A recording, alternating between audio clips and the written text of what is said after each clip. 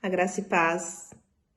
Deus abençoe a vida de cada um que vai estar ouvindo esse vídeo, né, em algum momento desse dia. Eu quero louvar a Deus pela vida da irmã Miriam, que me convidou para participar desse projeto tão lindo, desse propósito de 40 dias, de entendermos que a nossa vida há um propósito, né?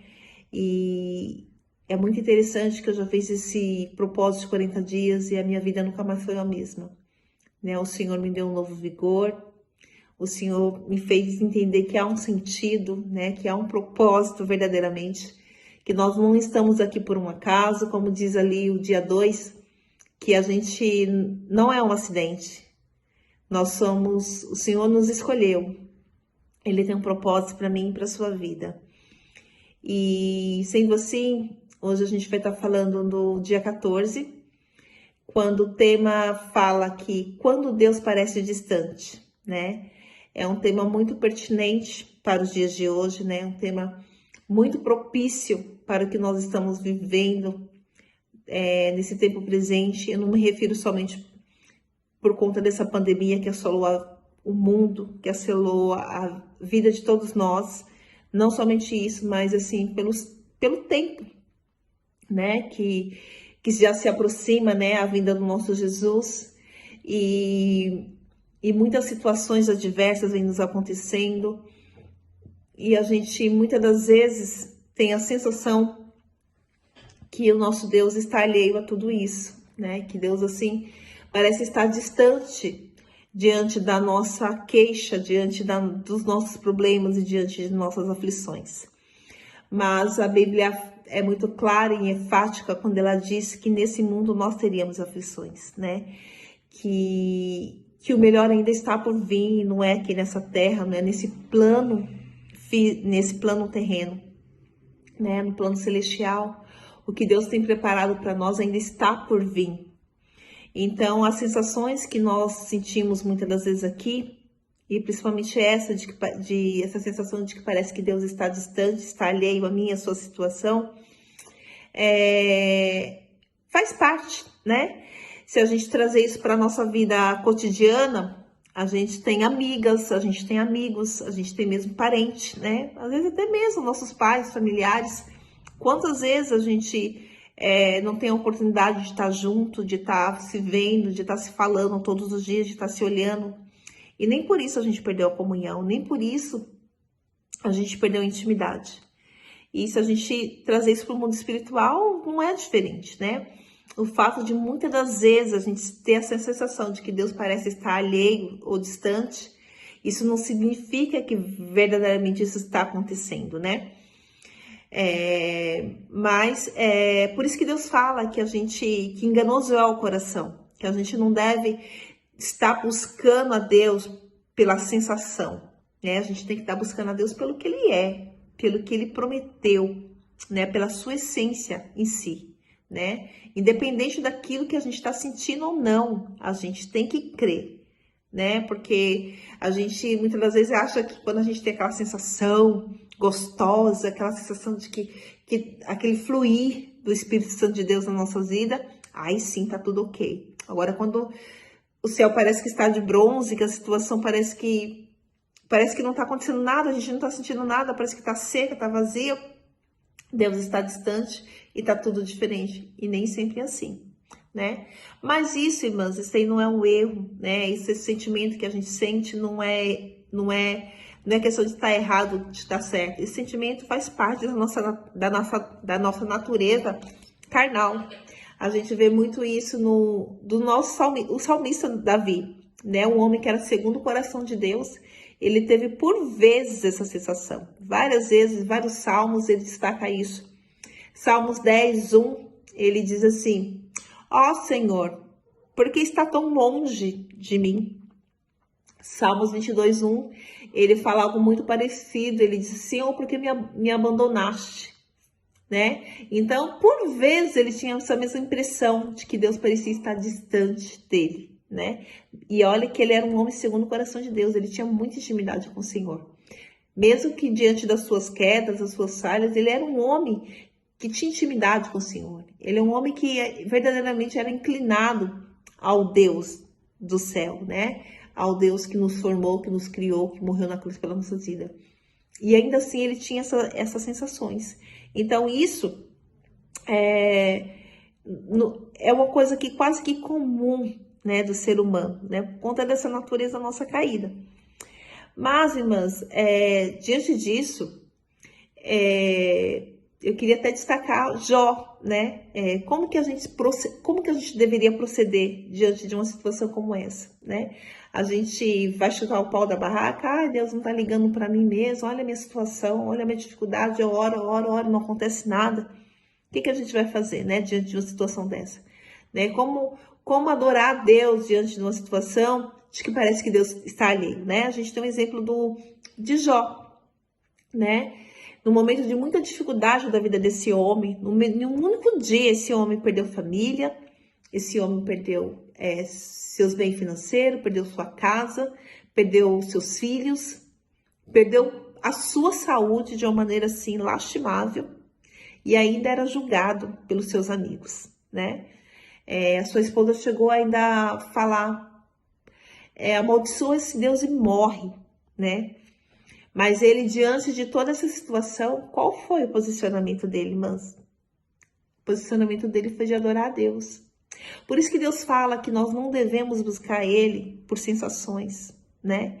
Nós devemos o quê? Confiar nele, independente da circunstância, independente daquilo que a gente está sentindo ou da impressão que nós estamos tendo, né? A gente simplesmente tem que confiar. Porque o caráter de Deus, ele é o quê? É imutável. Se Deus falou que vai fazer algo na sua vida, ele vai fazer, né? Porque ele não é homem para que minta, nem tampouco homem para que se arrependa. Então, não fique preso naquilo que você sente ou naquilo que parece, né? Que a gente lendo a palavra, lendo ali o livro de Jó, eu tive a oportunidade de estudar esses tempos, o livro de Jó, e a gente percebe que o tempo todo Deus estava ali, né? Jó não sabia, né? Jó, diante dos fatos ali, ele não sabia que o que estava acontecendo era uma guerra travada contra a vida dele, né? O inimigo travou uma guerra contra a vida dele. Essa era a realidade. Mas o Senhor permitiu, porque Deus estava forjando também um caráter em Jó, né? Deus estava ali forjando, porque ele era um homem que quando ocorreu tudo isso com ele, o que ele disse? O que ele mais temia ocorreu. Ou seja, né? Ele tinha sim um caráter inclinado ao Senhor, mas ele precisava tratar algo, né? Situações precisavam ser mudadas, quebrada, né? E se você leu ali o final do livro, né? Ele fala que ele falava de coisas que ele não sabia, né? Ele adorava a Deus de ouvir falar, mas agora ele teve experiência verdadeiramente com o Senhor. Então foi por esse motivo que o Senhor permitiu toda aquela situação, talvez, né? Um dos motivos. E às vezes na minha vida e na sua é da mesma maneira, né? Por isso que a gente não deve murmurar, a gente não deve questionar, a gente deve simplesmente adorar, confiar naquilo que Deus já prometeu para mim e para você, confiar na palavra e nas promessas do Senhor, né? E não ficar preso às sensações, né? Porque a Bíblia fala que o coração do homem ele é enganoso, né? Às vezes ele se confunde muito com aquilo que ele sente, né? Com aquela euforia toda, né? Com aquele barulho todo. E não é assim, né? Nosso Deus não é disso. Nosso Deus é homem de palavra. Nosso Deus tem um caráter em que devemos sim confiar, por vários motivos, né? E o segredo também de Jó, ou do posicionamento de Jó, foi o quê? Falar para Deus verdadeiramente tudo que ele estava sentindo, né? Tudo que ele sentia ali, ele falava. O salmista Davi também, ele fez a mesma coisa, né? Quando ele diz assim, criei, por isso eu falei, né? E então, muitas das vezes, irmãs, quando nós estamos sentindo assim, com essas sensações, a gente não tem que questionar ou desistir. A gente tem que colocar ali para o Senhor, né? Como diz a palavra também lá em Jeremias 33:3, que diz, clamas a mim e responder-te-ei, anunciar-te-ei coisas grandes e firmes que a gente não sabe, né? Então, são experiências que a gente vai adquirindo com o Senhor, né? E um dos motivos também que Jó se concentrou no Senhor foi crendo que ele é um Deus bom e amoroso, que ele era o Todo-Poderoso e que ele repara em cada detalhe da nossa vida, né?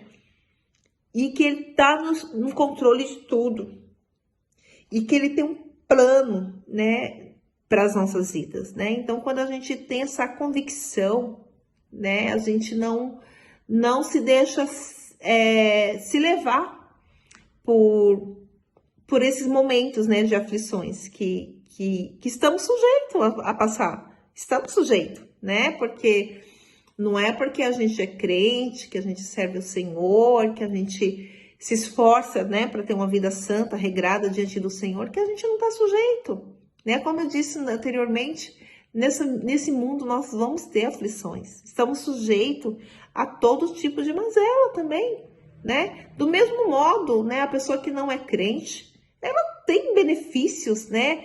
A chuva cai no telhado dela também.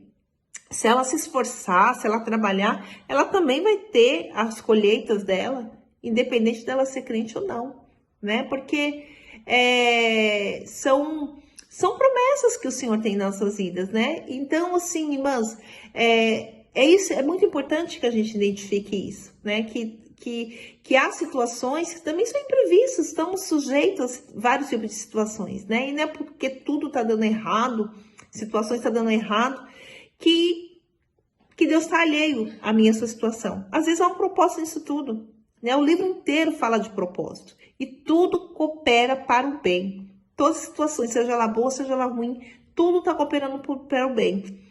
Talvez a gente não entende agora. Agora, às vezes, não está claro. Mas o bom é o fim das coisas, né? É o fim das coisas que a gente obtém a resposta. É no fim que a gente vai ter o veredito. Então, bom é saber passar o processo, né? E sabe como que a gente passa o processo? Confiando no Senhor. Pulando de fase, né? Porque toda situação, seja ela boa, seja ela ruim, ela passa. Né? Ela não vem e fica não instalada na sua vida não. Se você olhar para a sua vida, quantas coisas boas o Senhor já fez, né? O salmista mesmo diz, Senhor, como posso te agradecer por todos os benefícios, né? Tantos benefícios que o Senhor tem nos dado. E assim, mas, e ainda que se o Senhor não, porventura, né? Porventura o Senhor ainda parecer estar inerente à sua situação, esse sonho aí que você pede, né? De uma porta de emprego, de um casamento, de filhos, de uma casa própria, desses sonhos assim que no estalar de Deus, assim, Deus pode fazer, e se porventura não fizer, você ainda tem motivo para adorar o Senhor. Porque Ele morreu na cruz do Calvário para que você tivesse vida e vida com abundância, né? O Senhor, Ele morreu para que você fosse salvo. Ele perdoou todos os seus pecados, né? Ele te salvou. O que você só precisa fazer é obedecer, né? É obedecer aquilo que o Senhor já tem te orientado. Seguir os caminhos dele, buscar intimidade com a sua palavra, né? Buscar no seu manual o que ele tem para sua vida. Ainda assim você tem motivos para adorar, independente das circunstâncias, favorável ou desfavorável, você ainda tem motivo para continuar crendo no Senhor, para continuar adorando, para continuar exaltando o nome dele. Somente por tudo isso, que é o principal, que é a sua salvação. Né? Então, assim, que nós possamos meditar nesse tempo, né? Que nós possamos saber se posicionar quando Deus parecer estar distante da minha e da sua vida. Copiar o posicionamento desse servo do Senhor, né? Que foi Jó, num momento de muita angústia, num momento de muita aflição. Esse homem adorou a Deus, né? Ele questionou sim, ele indagou o Senhor, ele chegou a falar, ele suplicou. Então, que nós possamos ter o mesmo posicionamento diante das situações, diante das aflições que o Senhor já falou que nós teríamos, que nós possamos clamar a Ele, ainda assim. Ainda que a gente não não esteja sentindo, como eu torno a repetir, não busque a Deus por sensações. Não busque a Deus quando você estiver sentindo. Simplesmente busque a Deus porque você confia. Porque o nosso Deus, ele é imutável, ele não tem sombra de variação. Ele é e sempre será. E a tua palavra diz, lá em Isaías 59, diz que os ouvidos do Senhor não estão tampados e nem as suas mãos estão mirradas. Os seus ouvidos não estão tapados para que não possa ouvir e nem as suas mãos mirradas para que não possa te abençoar, né? Mas em Eclesiastes 3 diz que há um tempo para todas as coisas, né? Que há um tempo de falar e há um tempo também de estar calado, né? O tempo de estar calado tem propósito nisso tudo, né? Então, que nós possamos aprender com isso, né? Que a gente não se prenda a esse sentimento de que parece que Deus está distante. Você fica ali se comparando, olhando para um e para o outro, parece que na vida de todo mundo está tudo acontecendo, está tudo fluindo, e na sua vida parece que está parada. Não se compare, você é um ser individual. Você entendeu isso ao longo desses capítulos, você vai entender que você é especial. O Senhor, ele te fez, você é uma obra-prima do Senhor, né? O Deus, assim, ele te formou, né? No ventre ali da sua mãe, ele te teceu. E ele tem um plano extraordinário, diferente para você. Ele tem um propósito personalizado para sua vida. Você é diferente, você é especial. Diante de tantos, o Senhor escolheu você. E o Senhor não te escolheu para você estar aqui aleatoriamente, não. O Senhor tem um plano para sua vida. Então, se posicione, né? Não se prenda a sensações. Adore o Senhor independente da situação. Deus, ele não precisa de situações favoráveis para cumprir o que ele tem para sua vida, né? Busque a Deus em todo tempo. Seja sábio, né? Faça como Salomão. Peça a Deus sabedoria, porque a palavra do Senhor diz assim que aquele que pede sabedoria, o Senhor, ele dá, né? E quando você pede sabedoria, o Senhor te acrescenta tudo aquilo que você precisa. É como ele fez de Salomão. Quando Salomão, o Senhor falou, o que queres que eu te faça, né? Ele falou, me dê sabedoria, para que eu possa cumprir o meu reinado com sabedoria. Aí Deus falou, então já que você pediu sabedoria, eu vou te dar riqueza, eu vou te dar inteligência, eu vou te dar tudo a mais que você não tem pedido e você vai receber. E assim Deus fará na sua vida. Então peça a Deus sabedoria, né? Diante de uma situação como essa, peça a Deus sabedoria e Deus vai suprir as suas outras necessidades, porque Ele sabe do que eu e você precisa. Ele conhece, né? Como foi dito, o Senhor te fez com um propósito, Ele te fez para um propósito. E Ele sabe do que você necessita e precisa para viver o chamado que Ele tem. Então, se esse é o tempo que você precisa estar, que Deus precisa estar em silêncio com você, pode ter certeza que há um propósito nisso, né? E que essa situação ela vai cooperar para o bem. Então, peço a Deus que te abençoe, que te dê um tempo de vitória e que você se posicione, né? No momento que o céu parecer que está de bronze. Um beijo grande, fica com Deus.